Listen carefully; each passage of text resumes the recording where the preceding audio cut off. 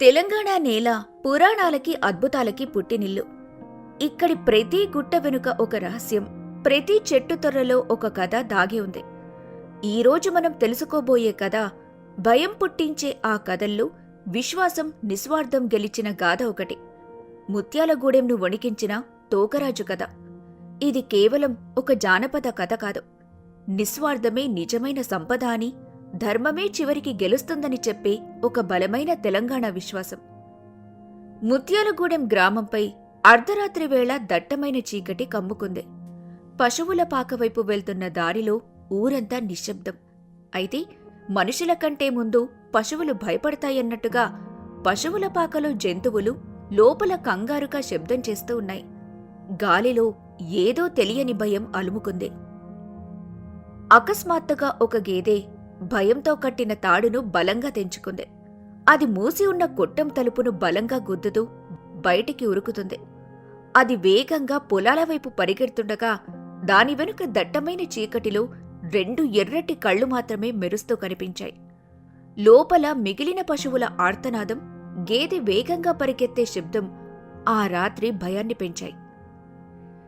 గేదె కాపరైన 60 ఏళ్ల కామయ్య అనే ఒక పెద్దాయన ఈ శబ్దాలకు ఉలిక్కిపడి పాక తలుపు తెరిచి లాంతరు పట్టుకెళ్లి చూశాడు. అప్పుడక్కడి దృశ్యం చూస్తున్న తను వణుకుతున్న గొంతుతో ఇలా బిగ్గరగా అరుస్తాడు. అయ్యో దేవుడా, మళ్ళీ మొదలైంది. తోకరాజు వచ్చాడు. పశువులన్నింటినీ లోపలికి తోలండి, త్వరగా అని గట్టిగా అరుస్తూ పశువులన్నింటినీ పాకలో నుంచి ఇంటిలోనికి తీసుకెళ్తాడు. అలా రాత్రి గడిచిపోతుంది. మరుసటి రోజు ఉదయం గ్రామ పొలాల మధ్య గేదె మృతదేహం కనిపించింది. దాన్ని చూసిన గ్రామస్తుల గుండెలు అదిరిపోయాయి. దాని రక్తం పూర్తిగా పీల్చివేయబడింది. దేహం చుట్టూ మనిషి పాదాల్లాగే కనిపించే పదునైన పంజా గుర్తులు, పొడవాటి తోక ఈడ్చిన గుర్తులు స్పష్టంగా ఉన్నాయి.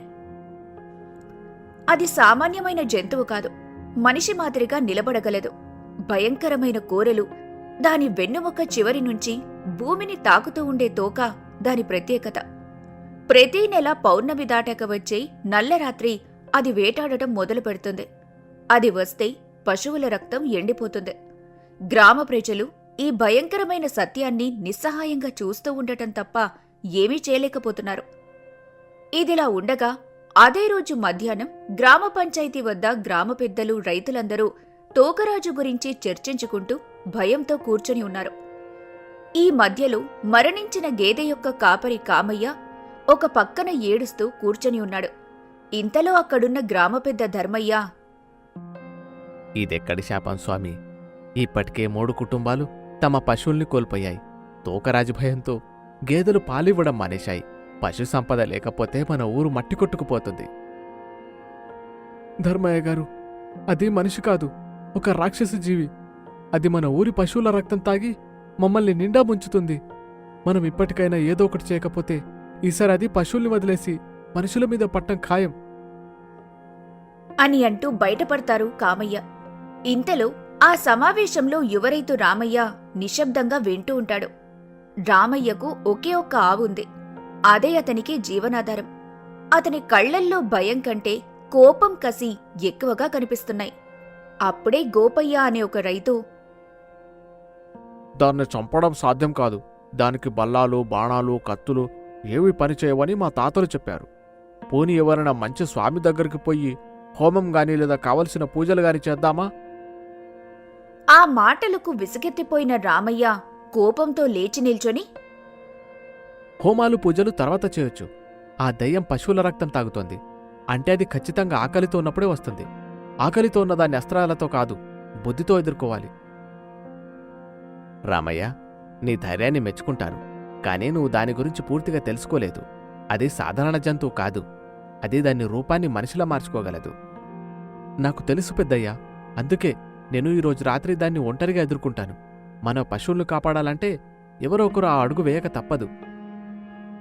వద్దు బిడ్డా, అలా చేస్తే నువ్వు అగ్నిలో దూకినట్టే. నిస్సహాయంగా చనిపోవడం కంటే పోరాడి చనిపోవడం మేలు. ఆ తోకరాజు వెనుకున్న రహస్యమేంటో నేను తెలుసుకుంటాను. ఎలా అయినా మన ఊరికి పట్టిన దాని పీడ పోగొడతాను. ఇదే నా శబదం అని చెప్పి అక్కడ్నుంచి తన ఇంటికి వెళ్లి అడవిలోకి వెళ్లడానికి సిద్ధమవుతూ ఉండగా రామయ్య తల్లి శారద భయంతో అడ్డుపడబోతుంది. రామయ్య ఆమెను సముదాయించి తన నిర్ణయాన్ని మార్చుకోకుండా ఒక పెద్ద తాడు, ఒక కొడవలిని ఒక సంచిలో వేసుకుని అక్కడ్నుంచి వెళ్ళిపోతాడు. రామయ్య నమ్మకం ఆ గ్రామానికి ఆఖరి ఆశ. కాని అతను ఎదుర్కోబోయేది కేవలం భయంకరమైన జంతువును కాదు, అది శాపంతో మనిషి రూపాన్ని కోల్పోయిన ఒక రాజు యొక్క ఆత్మ అని అతనికి తెలీదు. కాని అతడు సడలని దృఢనిశ్చయంతో ముందుకు సాగుతాడు. అలా అడవికి వెళ్లే దారిలో ఉన్న ఒక వేప చెట్టు కింద కొంతమంది గుమిగూడి ఉంటారు. అక్కడ సిద్దప్ప అనే ఒక ఒగ్గు కథ కళాకారుడు డప్పు వాయిస్తూ పాట పాడుకుంటూ తోకరాజు కథ చెబుతూ ఉంటాడు. హరి ఓ దేవనందనా, ఆకలితో రక్తం పీల్చే తోకరాజువాడు తందానా తానా, మనిషి రూపం మరిచిన రాజువాడు తందానా తానా, లోభం నిండిన మనసు వల్లవాడు తందానా తానా, శాపం పడి తోక కలిగిందయ్యా తందానా తానా, తోకరాజును ఎవడు గెలవలేడు తందానా తానా, నిజమైన నిస్వార్థపు మాట తప్ప తందానా తానా, తన హరి ఓ దేవనందనా అంటూ పాడుతూ ఉండగా రామయ్య అతని దగ్గరికి వెళ్లి తనతో ఇలా అంటాడు. అయ్యా, మీ పాటలో చెప్పిన ఆ రాజు ఎవరు? ఆ తోక ఏమిటి? అప్పుడు సిద్దప్ప తన కథ చెప్పడం ఆపి అక్కడున్న వాళ్ళందర్నీ పంపించేసి రామయ్యతో, ఇంతకీ నువ్వెవరు బాబూ? ఎక్కడ్నుంచి వస్తున్నావు?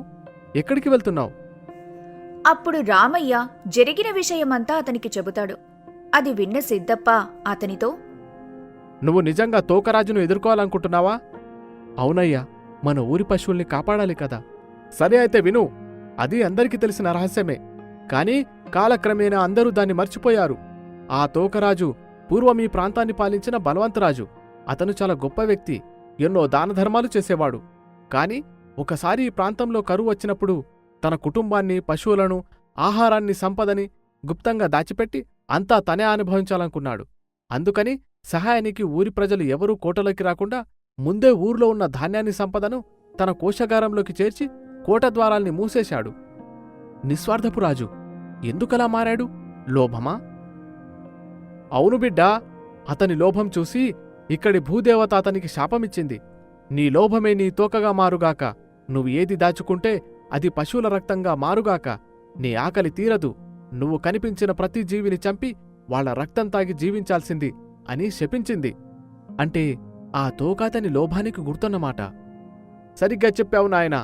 అయితే అలా శాపగ్రస్తుడైన రాజువీపులో వెన్ను నుంచి ఆనుకొని ఒక పెద్ద తోక బయటికి వచ్చి తన కాళ్ళు, చేతులు పులి పంజాల్లాగా మారి తలపై కొమ్ములు ములిచి ఒక వికృత రూపంతో భయంకరమైన రాక్షసుళ్లా మారిపోయాడు.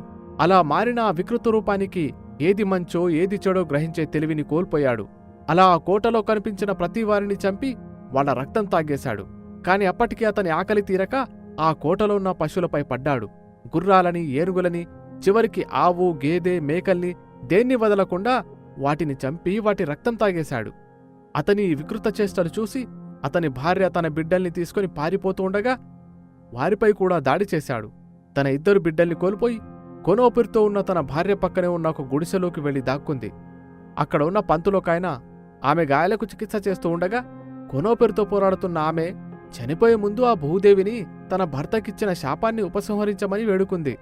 అలా చనిపోయే ముందు చివరి కోరిక కోరుకున్న ఆమె బాధను చూసి భూదేవి ప్రత్యక్షమై ఎవరైనా ధైర్యం చేసి అతని ముందు నిలబడి అతని తోకను ఖండిస్తారో అప్పుడే అతనికి శాప విమోచనమవుతుంది.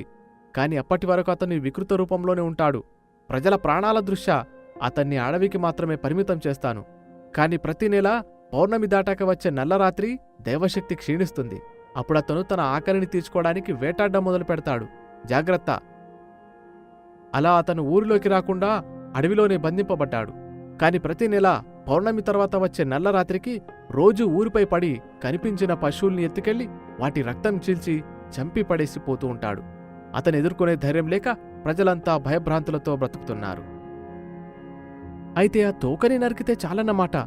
ఆ రాక్షసుడు అంతమైపోతాడు. నా ఆవు, నా గ్రామం, నా ప్రజల కోసం నేనతన్ని ఎదుర్కొంటాను.